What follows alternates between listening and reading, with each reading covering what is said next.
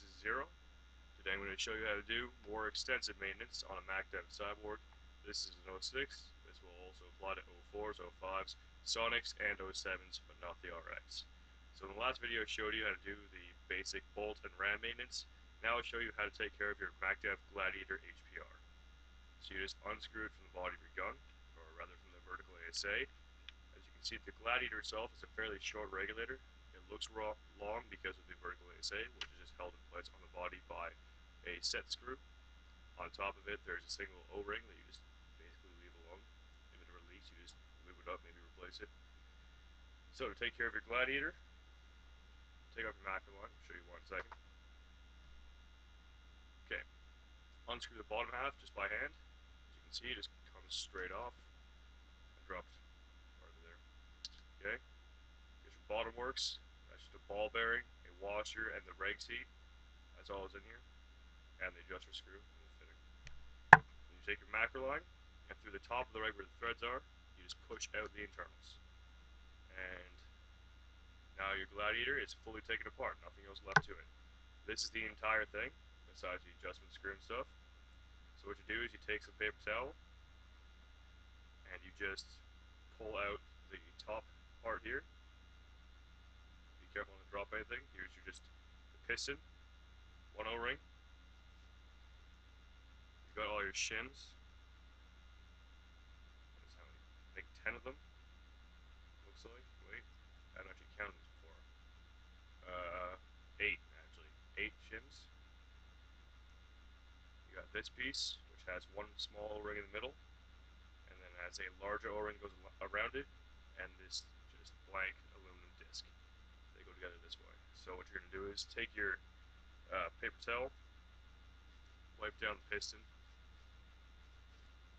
make sure the piston itself is dry, and the O-ring too.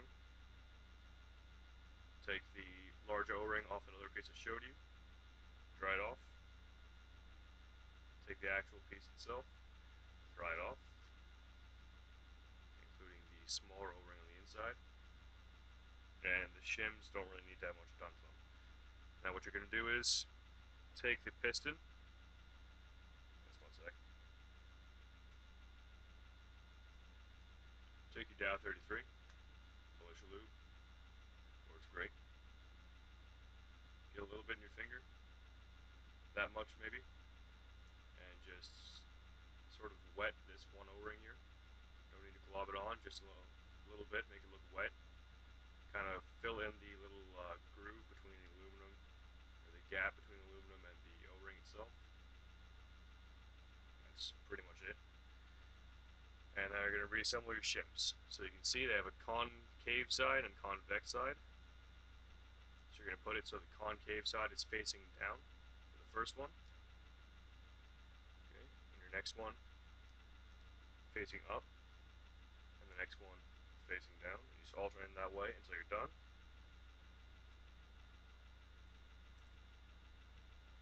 So you should end up with the last one on there.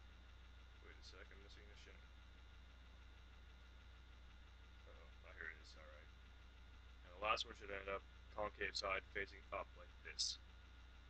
Okay? What you do is get a little more lube in your finger, and the exposed part of the piston here, put a little bit of lube. So that will go onto that smaller O-ring on the other piece I showed you.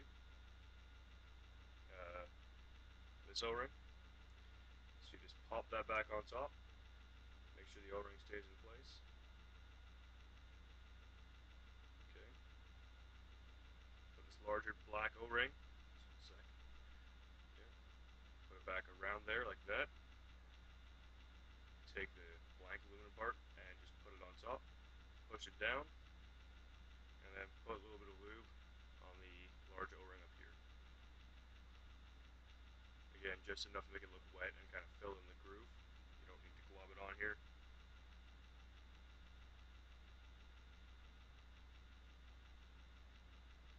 Just a little more. Okay. And you're done. So you take that, take the top half of your reg. You can see there's a small end and a large end to the regulator. So take the small end, put it in first, so the piston, you can kind of see the piston sticks out there, and just push it in. bottom half of your reg, and screw back on. You're done. That's maintenance of a MacDev regulator. All the MacDev regulators, all the way from the 04 model, which is used on the 04, 05 Sonic, and 06, up to the 07 model on the 07s, and the 08 model on the Droid, as well as the RX, come apart basically the same way. The only difference is how the bottom works goes, and there's maybe a few different smaller parts on the newer ones from the RXs. There's filters and stuff in there to make it even cleaner. So that's regulator maintenance. Now, valve maintenance. This is extremely easy. Pretty much, you don't need to do this very often. Your LPR and valve, maybe like 50 cases would be good. Actually, maybe a little bit less if you want to keep it really good, but you can always get away with it going for longer and it'll still shoot fine. So here you've got your actual poppet and cup seal itself. This is the end that's actually in the valve. This is the end that sticks out and the ram hits. Really, you don't need to do anything with this. If you want, you can put a thin coat of Dow 33 or just drop a tri-flow on there. You don't even need to put anything on there at all. You can keep it dry and it'll work fine. And then you've just got a spring and a spacer, which don't need anything at all in them. They just are in the valve to help it seal, basically, and keep things aligned and in place. Here's the LPR itself. It just threads into the body here, and the input goes here, and the output goes here, because the output's here, and you can see, maybe, on the inside of the body, there's a small air passage milled into the body to go to the solenoid. So you open it up, and all that there is here is a cap with an adjuster screw, a spring with a little, I don't know what it is, screw pushed down on it, and then the LPR internals. There's a piston, which you need needle nose pliers to take out.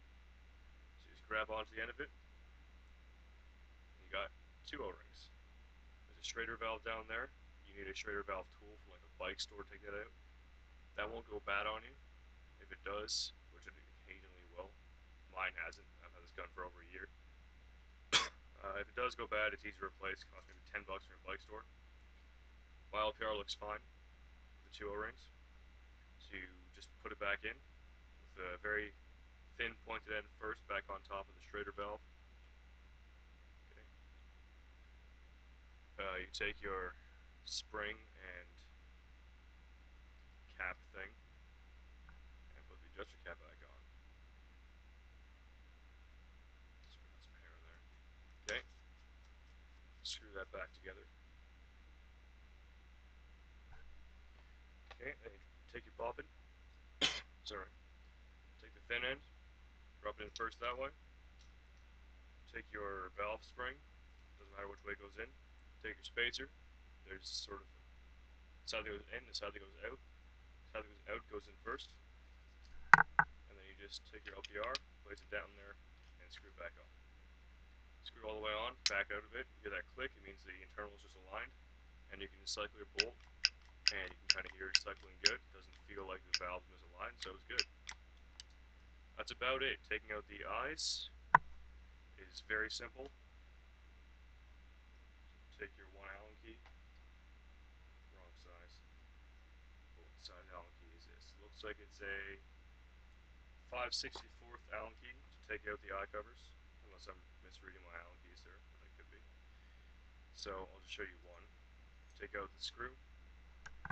Take off the eye cover, and all that's there is your eye. The D10 itself isn't actually under the eye cover. It's a standard autococker threaded D10, spring-loaded Delrin ball bearing, or not ball bearing, just Delrin ball. Use the 1/8 Allen key to unscrew from the gun. Okay, why can't my eye covers go back on here? Maybe because I'm putting it in wrong. There we go. I was kind of not lining up the screw with the hole. Okay. So, if you need to take out your D10s for whatever reason, take a 1/8 Allen key and just stick it into the top of the D10, unscrew it a bit, and then take it out by hand.